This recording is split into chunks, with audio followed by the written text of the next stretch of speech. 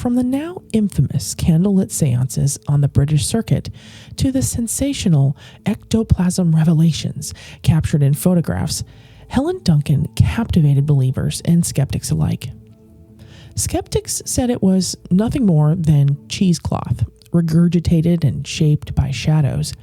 Some even accused her of hiding dolls and cutouts in her seance cabinet. These weren't your average table-wrapping, candle-flickering affairs. Her seances were wildly theatrical. Picture this. Curtains drawn. Room is packed with curious sitters. Ectoplasm oozing from her mouth. Spirits materializing in the dark, and dead loved ones allegedly speaking through her. In 1941, during World War II, Helen Duncan held a seance in Portsmouth. A sailor appeared to one of the attendees, a sailor who claimed to have died aboard the HMS Barham, a British battleship. Problem with that is that the ship had been sunk. The sinking of the Barham by a German U-boat was classified.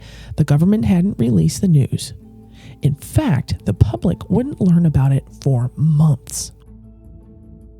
Even elaborate attempts to keep it from the families were acted out by the government, including sending holiday cards from these deceased sailors, even though they were gone.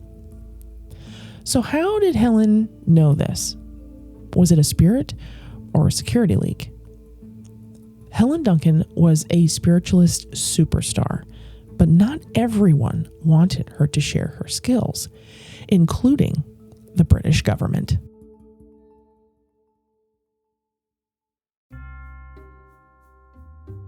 Welcome to Creepy Confidential. I'm your host, Noelle, your resident weirdo Wisconsinite. I open case files on cryptids, cults, conspiracies, and other worldly creepy, with new cases, local lore, and live broadcasts. Get ready, creeps. It's Creepy Confidential.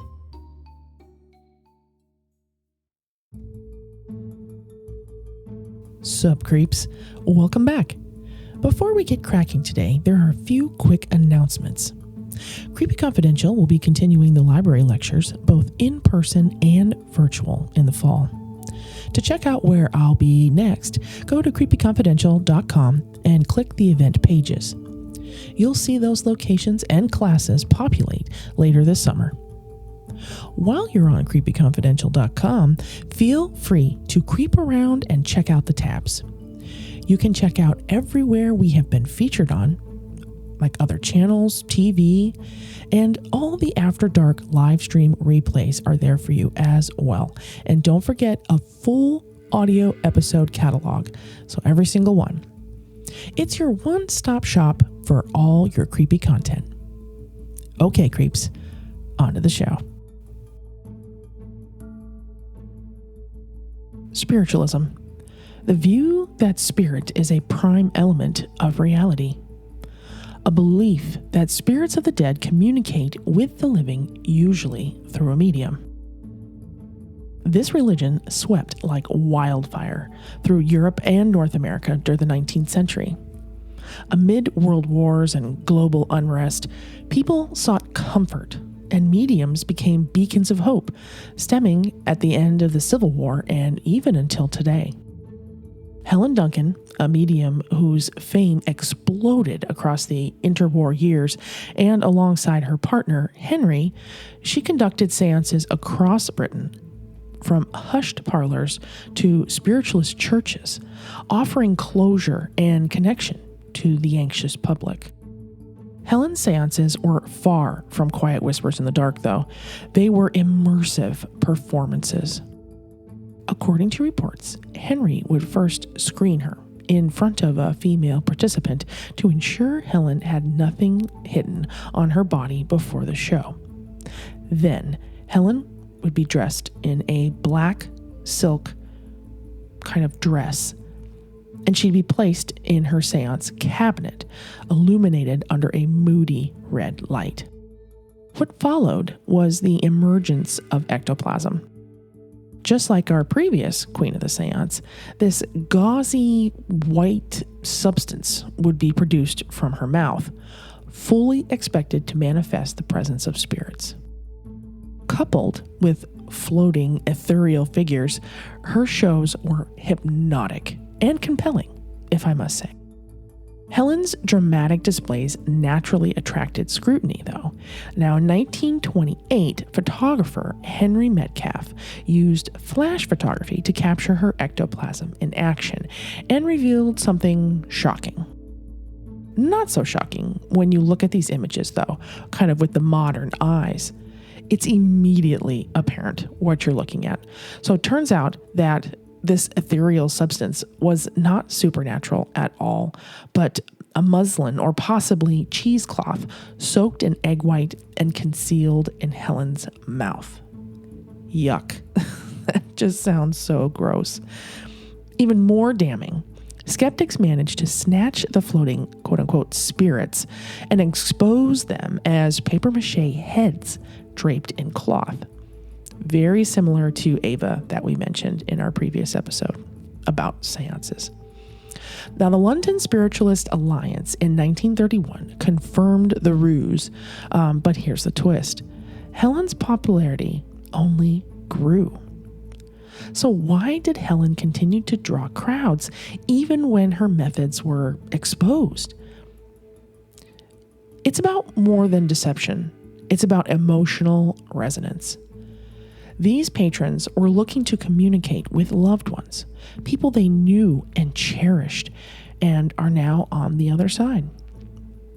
Audiences craved connection. Even if they knew or suspected they were being fooled, that split-second feeling of reassurance and hearing a loved one's name spoken was so powerful. Spiritualism offered hope, especially when hope was scarce or gone completely during and after these big times of war. Helen Duncan's seances may have been a theatrical ruse, but they echo loudly in modern metaphysical practices. Her story raises enduring questions, though. Is spiritual comfort valid even if grounded in illusion? What responsibility do spiritual practitioners have toward seekers? And where do we draw the line between wonder and ethics?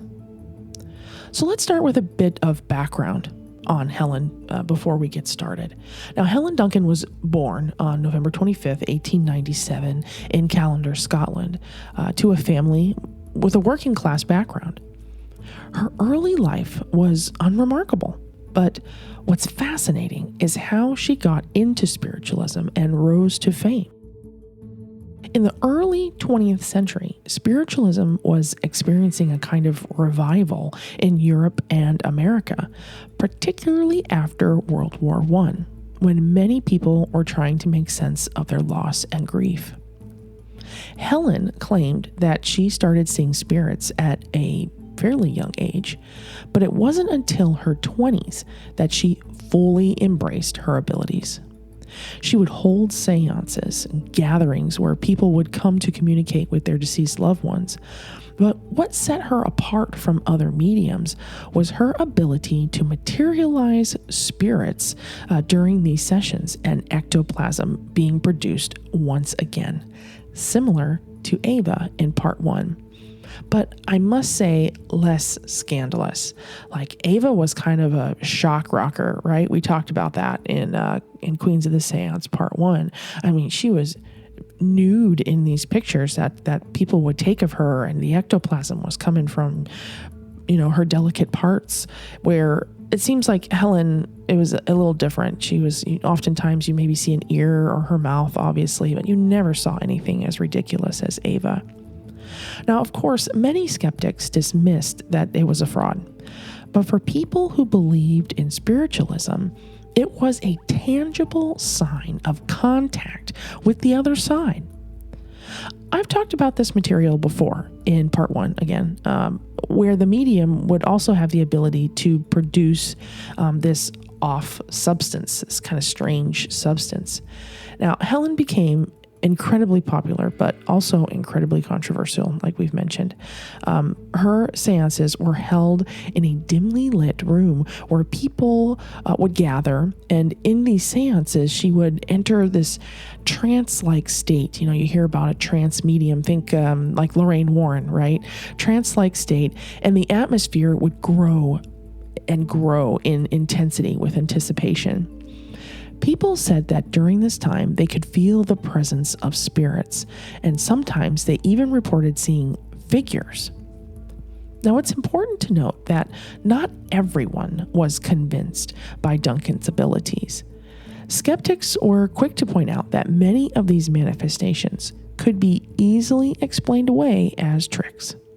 In fact, Helen Duncan was the subject of several investigations by skeptics, including the very famous Harry Price, a well-known psychic researcher.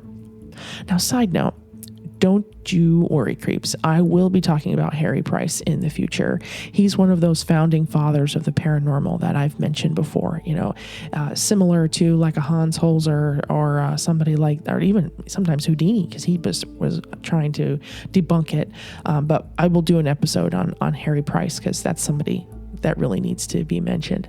But back to Hellish Nell, as they called her. Now, despite the skepticism, Duncan had a devoted following, right? It was during World War II that Helen Duncan's life took a dramatic turn. Now, one of the most infamous incidences occurred during a seance in 1941 when Duncan allegedly contacted the spirit of a sailor who had died on the HMS Barham, a British battleship that was sunk in the Mediterranean. Now, Duncan reported that the spirit had told her the Barham had sunk, despite the fact that the British government had not released this information officially to the general public about the sinking. This information sent shockwaves through the British Navy. Some people in the military were worried that Helen Duncan's mediumship could expose sensitive information about the war effort. And what a crazy time, and this is a world war. And at the time, Britain was involved in a desperate struggle against Nazi Germany, and any leak of military secrets could have had serious consequences.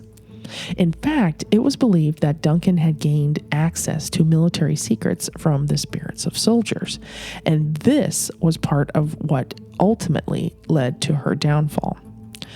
Some even speculated that the government may have been aware of her activities and was kind of keeping an eye on her. Now, in 1944, Helen Duncan was arrested by the authorities for what was considered to be a breach of the Official Secrets Act. The charge? She was revealing information about the war effort that she supposedly got from spirits. At the time, Britain was in the middle of a brutal war, and any rumors or leaks about the military operations were taken extremely seriously. So the government believed that Helen Duncan was exposing top secret information, and they decided to act. Duncan's trial in 1944 became a spectacle. The prosecution claimed that she had been fabricating the ectoplasm and tricking her followers into believing that they were in contact with spirits. And that was the part, the tricking them into believing it. In what I was reading, that's really what they nailed her on. Sometimes you'll hear that she was the last person tried under the Witch Act over in Germany or in Britain, and that's kind of talked about within that is all because of that. Now, her supporters, on the other hand, argued that she was a genuine medium and that the government had targeted her because of her supposed ability to tap into sensitive information. So during the trial, Duncan was found guilty of fraud and sentenced to 9 months in prison. The court's decision was controversial, with many seeing the arrest and conviction as an attack on spiritualism itself and the practice of mediumship. Her supporters were convinced that she had been unfairly targeted, while skeptics believed it was long overdue action against a fraudulent medium. So what became of Helen Duncan after the trial? Well, after serving her prison sentence, Duncan continued to hold seances, though she was no longer as prominent as she had been in earlier years. Her reputation was forever tarnished by the arrest, and many of her followers began to doubt her authenticity. She lived out the rest of her life quietly and passed away in 1956. However, the debate over her legacy rages on. Was she a genuine medium, or was she a charlatan? Was her arrest part of government conspiracy to suppress spiritualism during a time of war? Perhaps.